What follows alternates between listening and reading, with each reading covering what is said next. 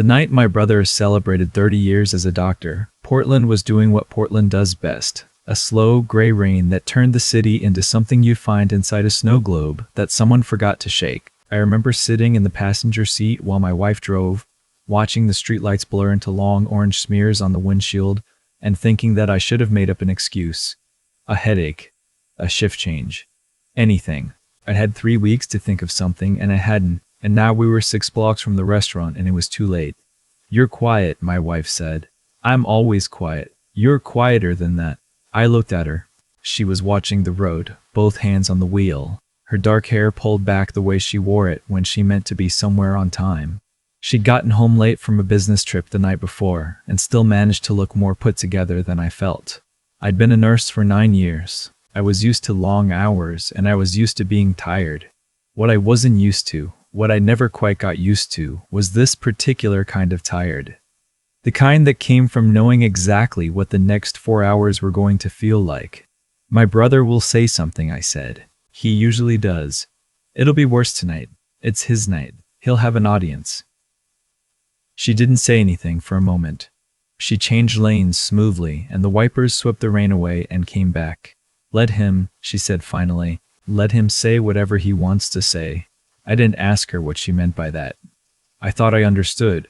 I had been the quiet one in our family for as long as I could remember. Not shy, exactly. Just the kind of person who learns early that speaking up in certain rooms only gives people more to use against you. My brother was 9 years older than me, and from the time I was old enough to understand what a report card meant, he had been the story my parents told at dinner parties. Graduated top of his class. Full scholarship to Johns Hopkins. Cardiothoracic surgeon by 32. The kind of success that other families described as a miracle and our family described as the minimum expectation. I didn't resent him for that. That's important to say, because the story I'm telling might make it sound like I did. I didn't resent my brother for being gifted, or for working hard, or for building a career that genuinely saved lives. I resented him for what he did with the distance between us, for the way he treated that distance not as a fact about 2 different people making 2 different choices, but as evidence of a verdict that had already been reached. I became a nurse because I wanted to. That sounds simple, and it is. I'd spent a summer in high school volunteering at a community clinic, and something settled into place in me that hadn't been in place before. I liked the pace of it. I liked the closeness of it. The way nursing puts you right there, not behind a desk or across a consultation table, but actually present with a person in some of the worst moments of their lives. I liked that it required you to think and move and adapt in the same breath. My parents called it a phase.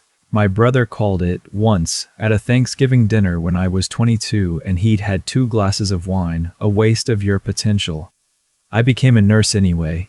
I met my wife 4 years later at a hospital where I was doing rotation in the ICU, and she had come to meet with the administrative team about something I didn't pay attention to because I was focused on a patient, and also, if I'm being honest, because the moment I saw her standing in the hallway looking at her phone with that particular quality of stillness she has, I stopped tracking most other things. We had coffee once, and then dinner, and then she met my family at Christmas, and my mother said afterward that she seemed very private, which was my mother's way of saying she hadn't been able to extract a detailed professional biography during the appetizers. My wife was private. That was true. She kept her work separate from our life together in a way that I understood came from something real. She'd grown up watching her father's position define every room he walked into, every relationship he had, and she'd made a conscious choice not to let that happen to her. She told me what she did in broad terms. She worked in healthcare administration. She traveled a lot. The details she kept close to her chest, and because I trusted her and because I was not the kind of person who needed to know everything, I didn't push. What I knew was this. She was brilliant, she was careful, and she was kinder to me than I probably understood how to receive. That was enough. My brother's 30th anniversary dinner was held at a restaurant in the Pearl District that required reservations 6 weeks out and had a coat check and a sommelier, and the kind of lighting that was specifically designed to make everyone in the room look successful. It had been organized by the hospital's board of directors, a formal recognition, printed invitations, a guest list of about 80 people that included colleagues, medical school friends, former residents my brother had trained, and, seated at a round table near the back with a view of the kitchen door, our family. My father was already there when we arrived. He was wearing his good suit, the charcoal one he kept for events where my brother would be present, and he stood up when he saw us and shook my hand and kissed my wife on the cheek and asked her how her flight had been. He did not ask me how work was going. He hadn't asked me that in years. The same way you stop asking a question once you've decided you already know the answer. My mother hugged me and held on a half second longer than usual, which was her way of telling me she was sorry in advance without saying it out loud. She had been apologizing in advance for my brother for 30 years. She was very good at it. We sat down. The table had a small printed card in the center listing my brother's accomplishments in a font that suggested they were being engraved on something permanent. Chief of Cardiothoracic Surgery, over 4,000 procedures. Department chair. Numerous awards I'd never heard of that sounded important. I read it once and turned it face down, and my mother turned it back over without looking at me. My brother arrived 15 minutes later to applause from the room. He worked the space the way he always did, confident without appearing to try, touching shoulders, remembering names, laughing at the right moments. He was good at this. Whatever else I could say about my brother, and there was more than I usually let myself say, he was genuinely good at the performance of success. He had practiced it his entire life. He came to our table last. He hugged our parents. He nodded at my wife. He'd met her half a dozen times and had never quite looked at her directly, the way some people don't fully look at things they can't immediately categorize. Then he turned to me. "You made it," he said. "I told you I would. Your schedule's always so." He made a gesture with his hand that was meant to convey unpredictable and came out meaning something else entirely. "How's the floor?" He meant the ward. He always called it the floor, the way you'd refer to a mailroom. "Good," I said. "Busy. Any of your patients die this week?" He laughed when he said it. My father laughed too, the automatic laugh of someone who has been laughing at that joke for so long he no longer hears it. My mother looked at the tablecloth. My wife looked at my brother. She didn't say anything. She just looked at him, the way she sometimes looked at spreadsheets that had an error in them. Not angry, exactly, just noting it. My brother looked back at her for a moment and then looked away. "Glad you could come," he said, and moved toward the podium. The dinner was well done. I'll give it that. The food was good, and the speeches were sincere, and there was a video tribute that showed photographs of my brother through medical school and residency, and I watched it and felt the complicated thing I always felt watching evidence of his life. A genuine recognition of his skill running parallel to something older and quieter that I had never found the right word for. Not envy. Something more like grief, maybe. The grief of a version of family that had never quite existed. The head of the hospital board spoke for 8 minutes about my brother's contributions to the department. A former resident, now running her own practice in Boston, gave a speech that made several people at nearby tables dab at their eyes.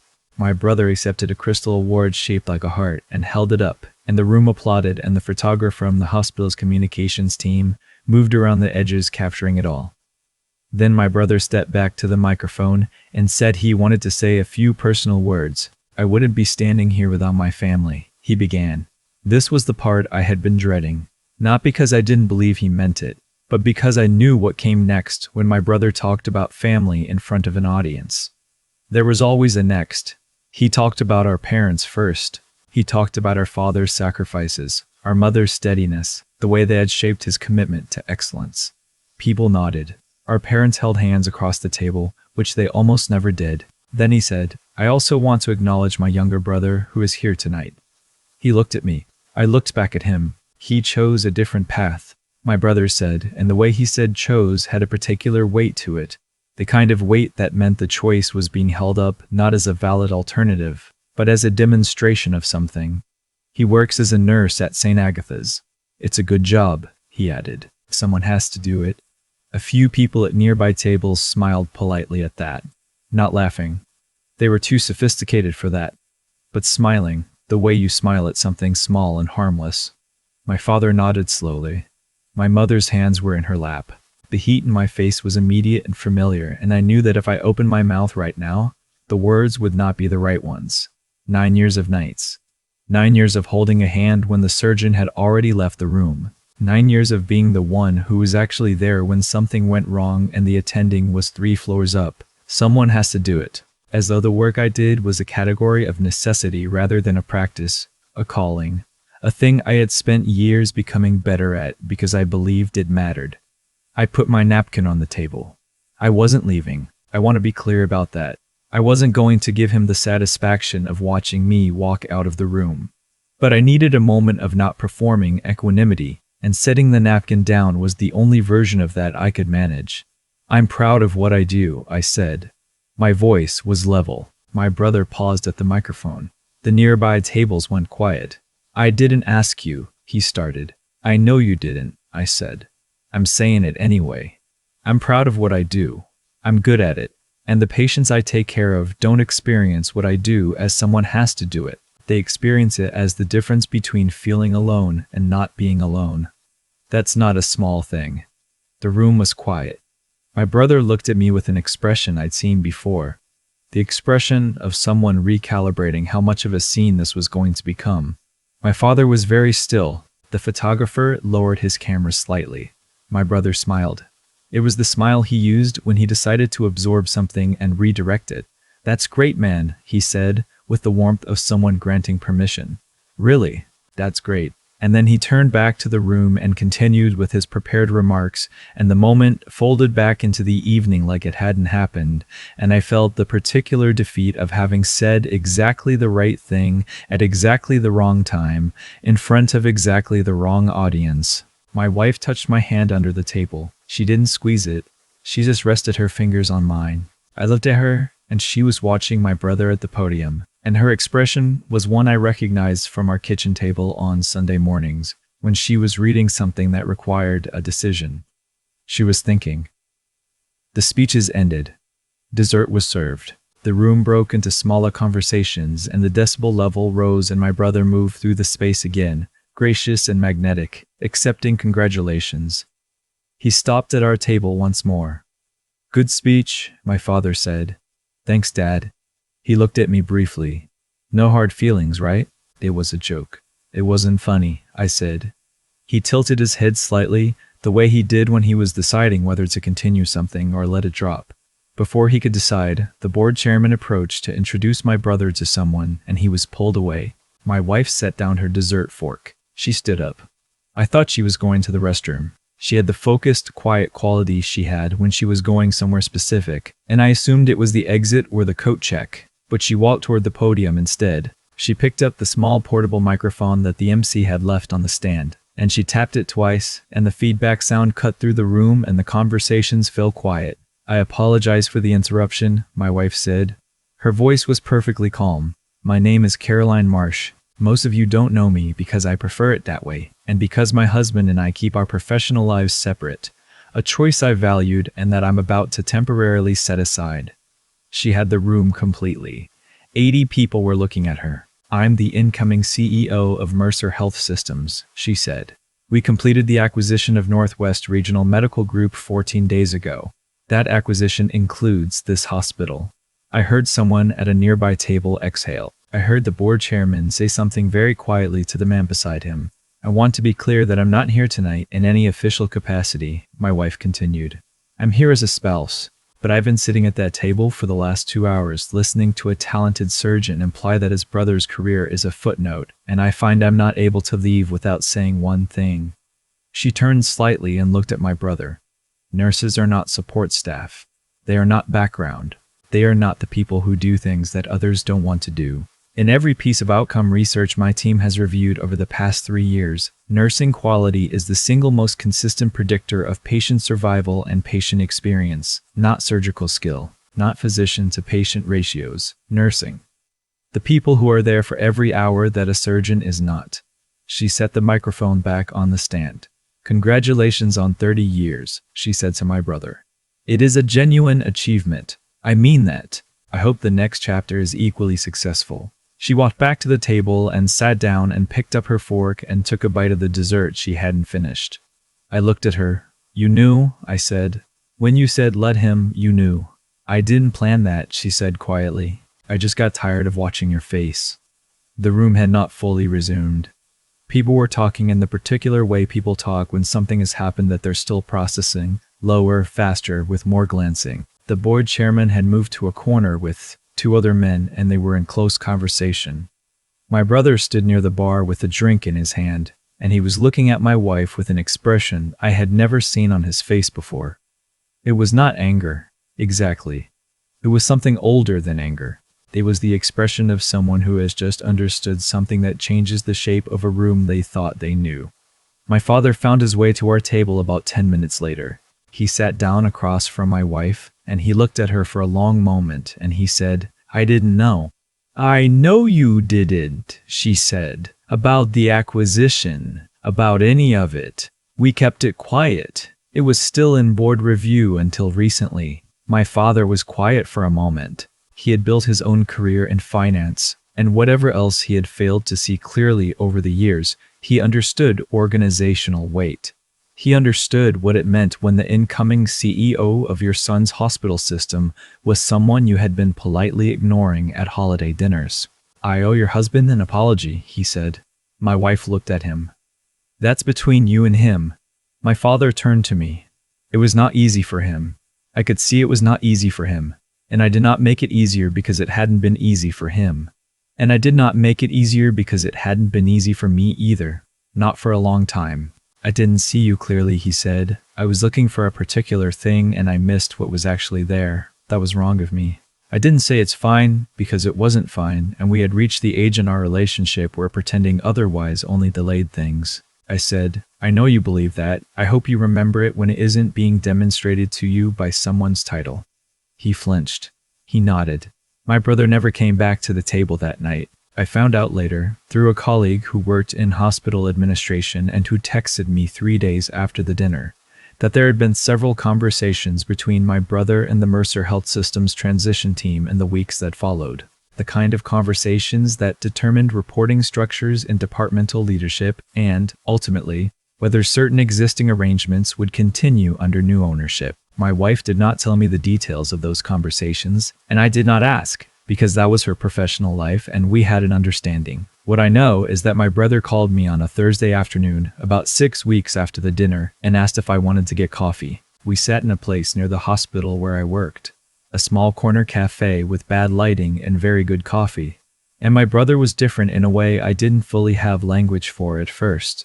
Smaller, somehow. Not in a defeated way. More in the way of someone who has put something down that they've been carrying for a long time. Something they've been calling strength when it was actually just weight. "I've been thinking about what you said," he said, at the dinner. "Which part?"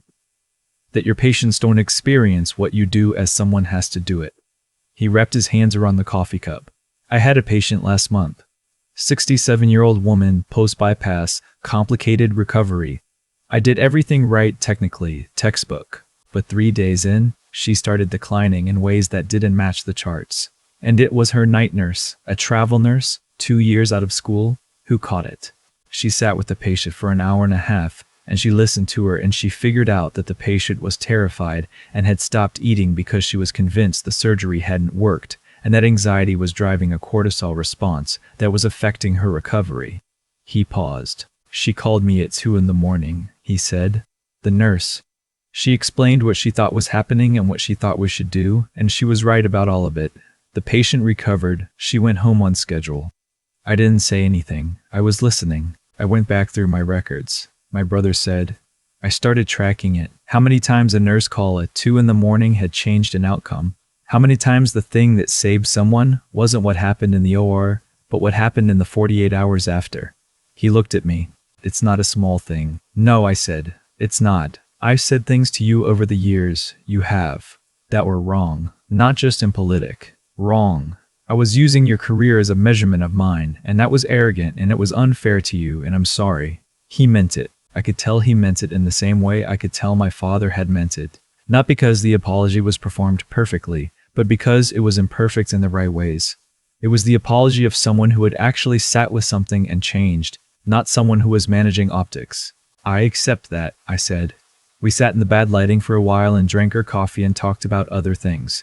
Our parents, a trip my brother was planning, a nurse on my floor who was applying to become a nurse practitioner, and who I was writing a recommendation for. My brother asked good questions. He listened. It was the most human he had ever been to me in my adult life. And I thought about the decades it had taken to get here, and I let myself feel the weight of that without deciding what to do with it. On the drive home, I called my wife. She was at the office. She was always at the office lately. The acquisition had brought an enormous amount of work with it, and she picked up on the second ring. How did it go? She asked. Better than I expected. I'm glad. He apologized. A real one. She was quiet for a moment. People can surprise you. Yeah. I watched Portland go by outside the window. I'm starting to think that's actually true. I've thought a lot about what happened that night at the dinner, and about the years before it, and about what it costs a person to wait for a room to see them clearly. I spent a long time believing that the right response to being underestimated was to work harder and stay quiet, and eventually the evidence would be so overwhelming that the verdict would have to change. What I understand now is that waiting for that is a choice, and it's not always the right one. My wife stood up in that room not because she needed to prove something, but because she had gotten tired of watching me absorb something that wasn't mine to absorb. She didn't do it for the optics. She didn't do it because she had leverage. Though she had leverage. She did it because after 4 years together she knew the difference between my regular quiet and my other kind of quiet, and she had made a decision about which kind she was willing to sit next to. That's what partnership actually looks like. Not someone who fixes your problems, someone who refuses to watch you be diminished by them. I'm still a nurse. I have no plans to change that. Last month, I was named charge nurse for the overnight unit, which means more paperwork and more meetings, and also the particular satisfaction of being trusted by people I respect. One of my newer nurses came to me last week at 4 in the morning with a situation she wasn't sure how to handle. A patient in distress, a family member who wouldn't leave, a physician who wasn't returning calls. And we worked through it together, and the patient was okay, and the family member calmed down, and the physician called back at 6 and was embarrassed he'd missed the pages. My nurse went home at 7 when her shift ended, and she looked exhausted and steady and good. The way you look when you've done something hard and done it well. I told her she'd handled it exactly right. She thanked me, and I could tell by the way she received the words that she needed to hear them, and that made the saying of them mean something. Someone has to do it. My brother was right about that part. He was just wrong about what it meant.